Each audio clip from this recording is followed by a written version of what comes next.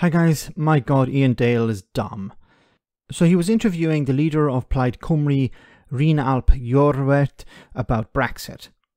Now the LBC host thought he was being clever when he asked why nationalist politicians, be them in Wales or in Scotland, want to leave the Union of the United Kingdom to join the Union of Europe, claiming here some hypocrisy. However, the Welsh politician was on to challenge Labour on the issue of Brexit, as they have stated that they have no intention of rejoining the EU or the single market.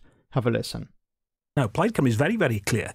We need to be having that debate on getting back into the single market and customs union. And in fact, when Conservatives were accusing us of, ignoring the Brexit debate, yes, I was devastated by the Brexit vote, rather. I was devastated by the Brexit vote. But we put together alternative ways of leaving the European Union just to look after our interests as a country. It would have worked for the UK as well. And that would have meant leaving but remaining in the single market and the customs union, and Labour have to admit, surely, that Brexit is the mess that it is. It always fascinates me that nationalist politicians, whether in Scotland or Wales, want to cede sovereignty to the European Union, but they don't want to cede sovereignty to the British Parliament. It's complete hypocrisy.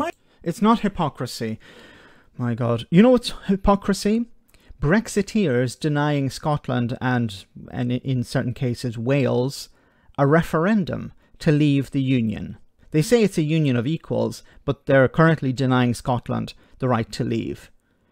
Imagine if the European Union back in 2016 said to Britain, no, you're not allowed to leave. We're not going to give you a referendum. Or if you have a referendum, we're not going to recognise it.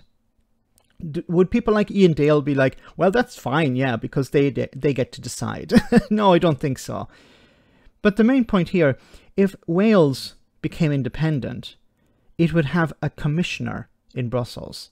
It would have representation in the European Parliament. What representation does Wales have in the Westminster Parliament? Yes, it has some Tory MPs. Are those Tory MPs consulted by the Tory party when they're in power? No, they're not. They're an afterthought. Wales has no influence in Westminster in the same way as Scotland has no influence in Westminster when it comes to decision making. When the Tories are in power, the English Tories are in power, they decide. They don't consult Scotland. They don't consult even their own MPs in Scotland when they're making their decisions. If an independent Wales was part of the EU and independent Scotland was part of the EU, they would be part of the decision-making process. And when it comes to economics, well, of course, they would have access to a huge market on their doorstep. And to say that, you have to be part of the single market, European single market or the UK internal market, well, that's not the case. Because, for example, Northern Ireland has access to both the single market when it comes to goods and the UK internal market. There are issues, yes, of course. But Northern Ireland's in a better position than Scotland, Wales and England is at the moment. Iain Dale doesn't seem to understand Brexit, and he doesn't understand the EU. Once again, and then, yes, back to the economic argument. Some of the most deprived areas in Europe are in Wales. And when the UK was a member of the European Union, it received funding from the European Union to help level up those areas. Now, since Brexit, they have less money and they have less control over that money. Because when the UK was a member of the European Union and Wales was part of the European Union, Welsh politicians were able to decide how that money was spent. That's not the case anymore. Westminster decides. And who's in charge in Westminster? The Tory party. So basically it's the Tory party that decide how money is spent in Wales, not Welsh politicians. My independent Wales isn't an isolationist. It's not North Korea, for goodness sake. This is my Wales has new relations with England, with Scotland, with the European Union. You want to withdraw from the UK single market, but go back into the European one, when most of the Welsh trade is with England and Scotland rather than with the rest of the EU. Yes, that's true. Most trade Wales has is with England and Scotland. But you Brexiteers are against trade, it seems. You know, you can't come out with this argument, well, you do most of your trade with your neighbour. Yes, that's what we've been talking about the whole time. How you can't, Iain Dale, you can't come out with this argument now. Well, why would you want to put up trade barriers with your nearest neighbours? Just think about how stupid that statement is. Plaid did not want Brexit, but they have to live with the consequences. The SNP did not want Brexit, but they have to live with the consequences. They didn't want trade barriers. You people wanted trade barriers. You still want trade barriers. And now you're saying, well, if you leave the UK, you're going to have trade barriers.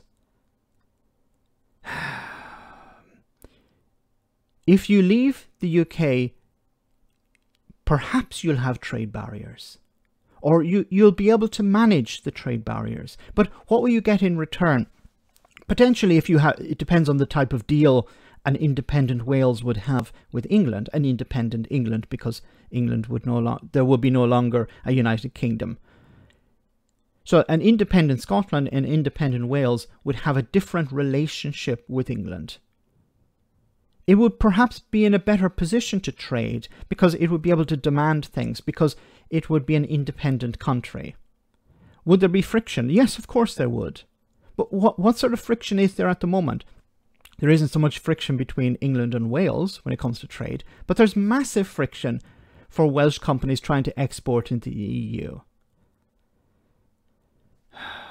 This argument of, I really don't get it.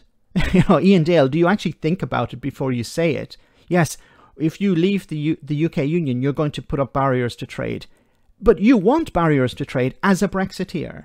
We'd much rather be with clear and free trading arrangements with our partners within these islands and across the European Union. And that's what's been taken away from us with that Brexit vote and the refusal now of Labour even to say, there might be another way of perhaps getting a middle ground. It's been a disaster. It needs to be admitted as. When it comes to Labour, and I think most of the focus now will be on Labour because the Tories are going to lose the next general election. The focus will be on Labour. What is Labour going to do about Europe? And, you know, the rhetoric at the moment, or I don't know if it's a policy, but the rhetoric, or at least the talk, is that the UK will not rejoin the EU. The UK will not rejoin the single market.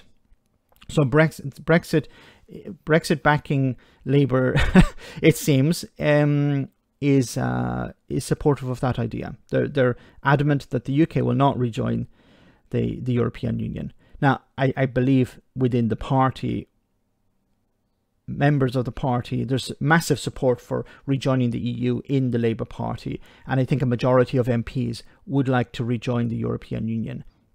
It seems to be the people at the top are saying, no. Keir Starmer and his cabinet, or members of his cabinet at least, are saying, no, we don't want to rejoin the EU.